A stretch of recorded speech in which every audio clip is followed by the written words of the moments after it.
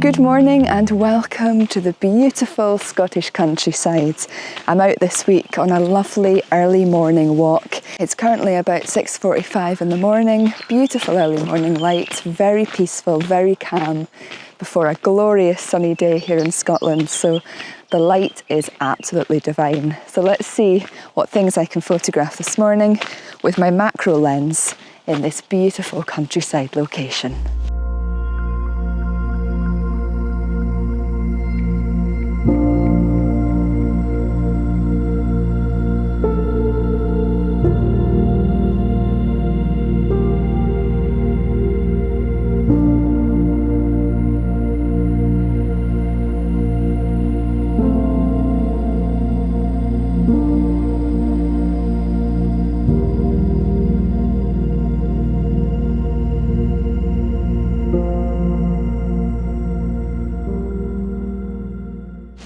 It's a rarity that I get up and come out for sunrise these days. I'm usually up early, but I tend to spend a lot of time at home, either working early in the morning, it's often the most productive time of day for me, or reading or journaling. But it's been a while since I last actually came out beyond my garden and enjoyed the early morning.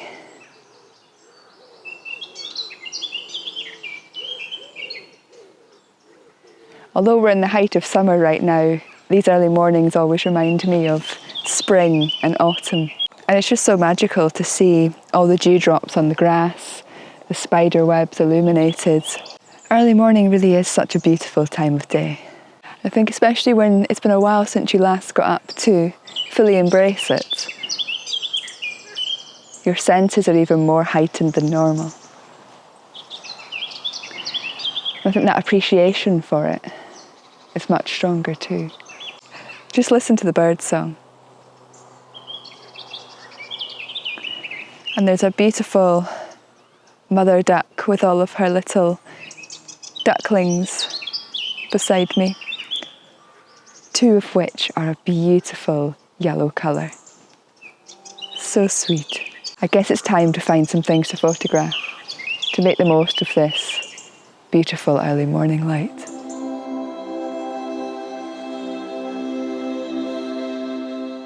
So the first thing I'm attempting to do this morning is to get really low to the ground and to photograph some of the dewdrops with the early morning sunlight behind them. I'm finding I often forget how quickly the sun moves at this time of day. So I've found twice now I've got myself set up and ready to photograph something and the sun has already moved on. So yeah, it's interesting at this time of day because the light is constantly changing. Every second it's moving and shifting. But it's so beautiful. I actually took my monopod with me today. Oh, there's a moth. Hold on. Oh no, no. It's a moth. Nestled among the grass was a tiny moth.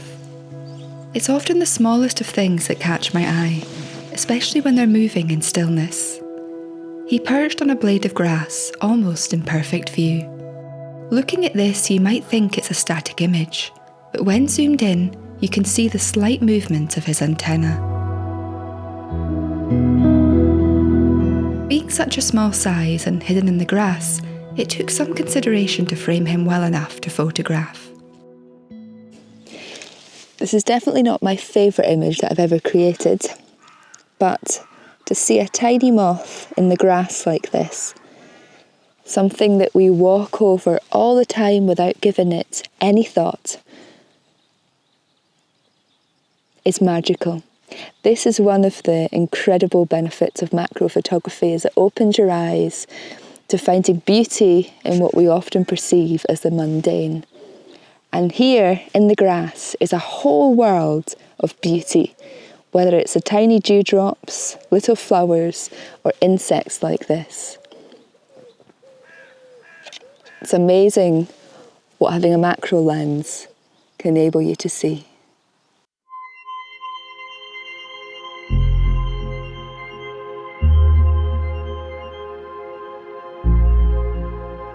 This was the first image created. I thought it was okay, but by cropping it to portrait orientation, it took on a whole new life. I then positioned the camera looking slightly down. It's hard to believe this is the same creature. Although this image has a much messier composition, the ability to see the moth's eye adds interest, and with the blades of grass now surrounding him, it also provides some context for just how small he is. I next brought my attention to the grass itself, focusing on the tips. There was one in particular that interested me. By positioning it with the sun directly behind, I was able to create these images, each one telling its own unique story as the sun continued to rise.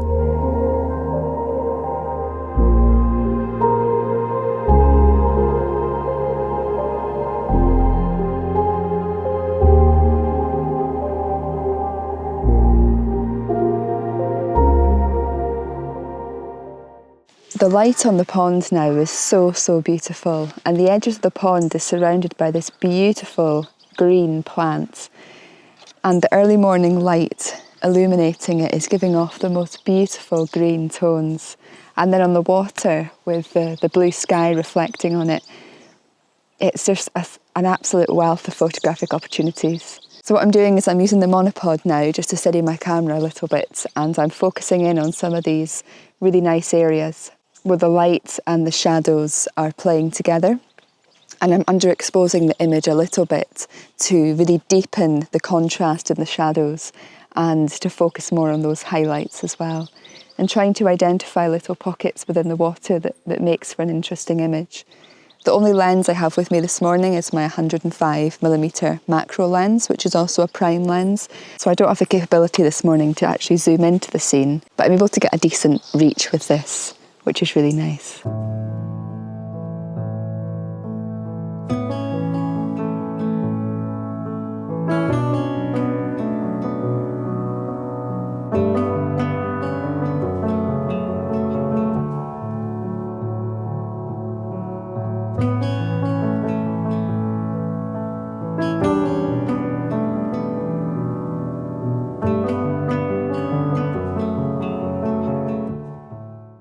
After photographing the light interacting with the edge of the pond, I decided to focus on the water itself. Filled with an abundance of plants, the surface looked almost like a mosaic. I worked with the low morning light to create these abstract images.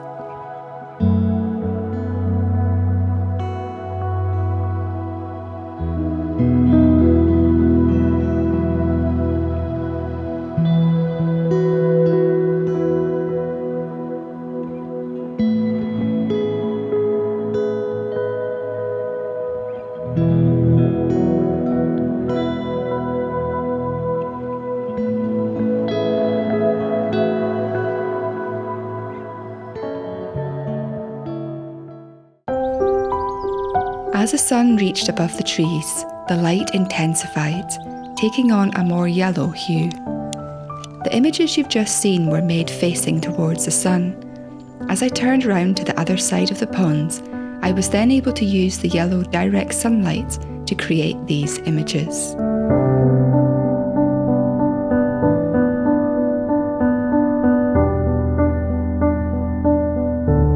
So full of colour and vibrant energy, these are a great depiction of how the angle we photograph a subject in relation to the light source can completely change the feel of an image.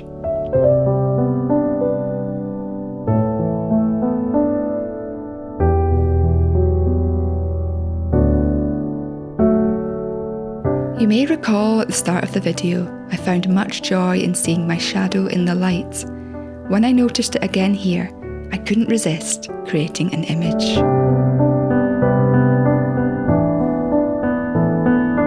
And to round off the pond photography, here is a lovely selection of water lily images.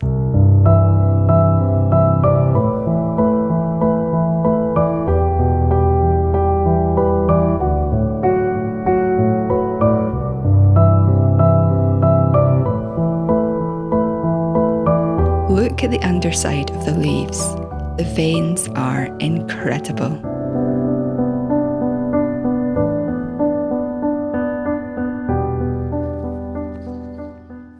As I was making those images there, it suddenly dawned on me how incredible photography is as acting as a distraction tool for our minds. And just to give you some context, yesterday I got stung by an insect, and overnight my leg was incredibly itchy and hot, and this morning I woke up and it's swollen, red, hot, itchy, as you would suspect often in these situations. And my whole thoughts this morning was consumed by the itchiness of my leg. And then coming out here this morning, in the last hour or so that I've been creating those images of the insects, the dewdrops, and then focusing there on the light and shadows within the pond, it just dawned on me that not once have I thought about how itchy and hot my leg is. And it's just incredible that something that consumed my mind and my psyche all night for this last hour hasn't even crossed my mind until suddenly I just remembered, oh my gosh, I have this bite, and suddenly it's really itchy again. But it really got me thinking about this incredible opportunity we have as people that are interested in photography to have a tool at our disposal that we can go out and distract our minds. Whether it's distracting our mind from something physical, like an itchy bite or physical pain, or whether it's something mental and emotional. Like, I don't know about you, but there's been times in my life when I've got really stuck in my thoughts, where I've been ruminating, where I've been overthinking, where I've been getting overwhelmed with negative thoughts and limiting beliefs and just spending hours going round and round and round in my head. And you know, when we get into that state, it can sometimes be quite difficult to get out of it, particularly if we're sitting at home and it's getting stronger and stronger and stronger. And often in those moments, doing something practical, like doing the dishes or doing some cleaning or going for a little walk, can be enough to get us out of it. But photography, I think, is just such an incredible combination of things that enables us to truly not only distract our mind, but put ourselves into a completely different frame of mind, because it gets us out into a different place, which automatically changes our environment, which also changes our thoughts. It gets us to concentrate our minds and our senses on something else. Like this morning, it's been focusing on the light and the dewdrops and that interaction between light and water.